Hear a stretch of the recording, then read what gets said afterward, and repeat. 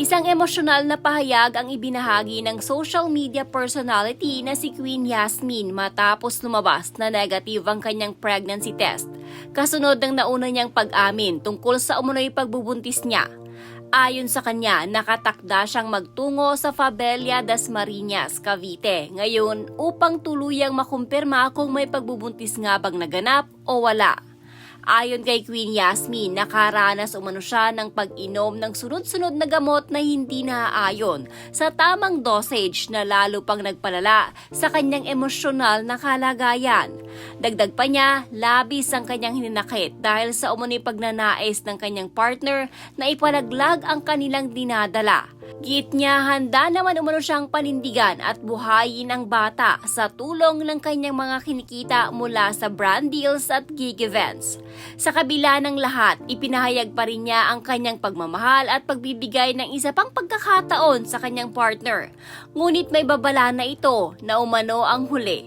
Samantala, pinasalamatan din niya ang mga sumusuporta at nag-aalala sa kanya at nangakong magpapatuloy sa paggawa ng content upang makapagbigay saya sa kanyang mga taga-subaybay sa kabila ng kanyang pinagdaraanan.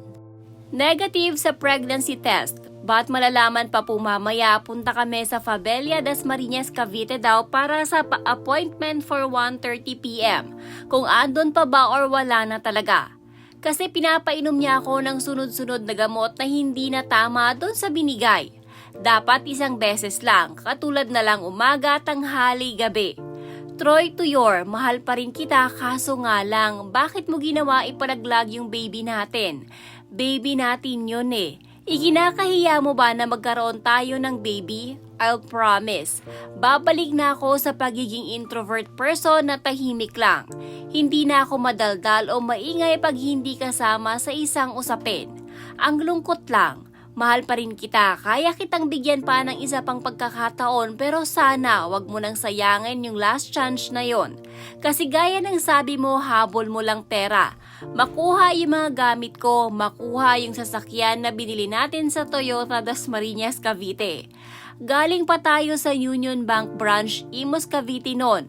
Nagpa-check, tapos tumungo na sa Toyota Dasmariñas, Cavite para lang mabili na yung dream van natin na manual, sabi mo. Kasi hindi ka marunong mag-drive ng automatic. Pero magiging okay naman na kami kasi pinatawad ko na siya sa last chance niya na to. Pag inulit pa niya to, hihiwalayan ko na talaga siya. Masamang ipalaglag yung baby. Kaya ko naman buhayin. Bigyan ng pangangailangan sa pang-araw-araw, sa tulong ng mga brand deals na parating and gig events. Sa lahat po ng mga nag-aalala, I really appreciate it po for concern and everything. Ako'y magpapatuloy magpasaya kahit na may pinagdadaanan tayo. I'll going back again the content videos like sing spoken word poetry. Iwas muna tayo sa dance muna. Simpleng dance na nakaupo, mamaya pa malalaman. Samantala, nagbigay naman ng iba't ibang komento ang mga netizen kaugnay sa naging post na ito ni Queen Yasmin. Huwag kang magbubuntis, Queen. Huwag sana magpabuntis kung unstable ang mentality. Kawawa ho ang bata. Mag-safe sex kayo. Kung ayaw pala ng nobyo mo magkaanak, dapat nagko-condom or withdrawal siya.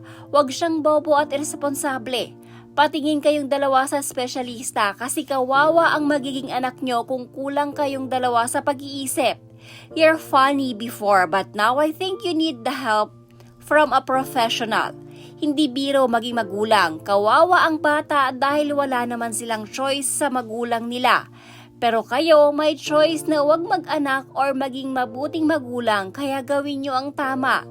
I hope she has someone who will protect her rights and guide her. I see all the people on her business, abusing and manipulating her.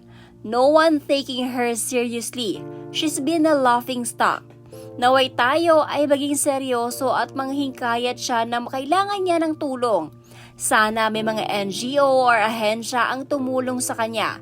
Save her from that leeching and selfish man. Save her from the people abusing her. Save the Queen.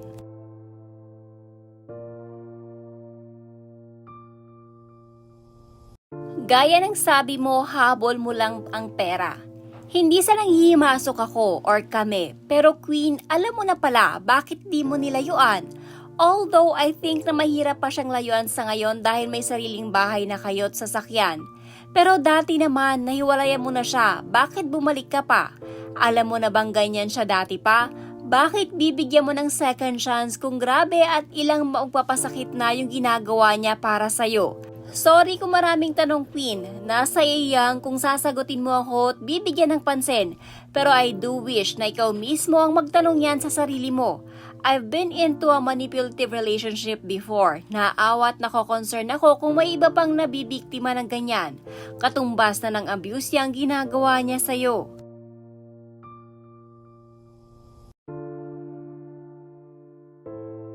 Kahit gaano pa natin kamahal ang isang tao, dapat nasa atin pa rin ang karapatan para mag-decide sa ating sariling katawan. Best to prioritize first your health and safety. Nananalig ako sa pagiging strong, independent woman mo. Kung may di pagkakaintindihan with your jowa, best to seek professional and medical help para sa iyong kalusugan muna. May you be safe and well always. Alam nyo, for me, based sa background, sobrang less yung love na nararanasan ni Queen ng kabataan niya.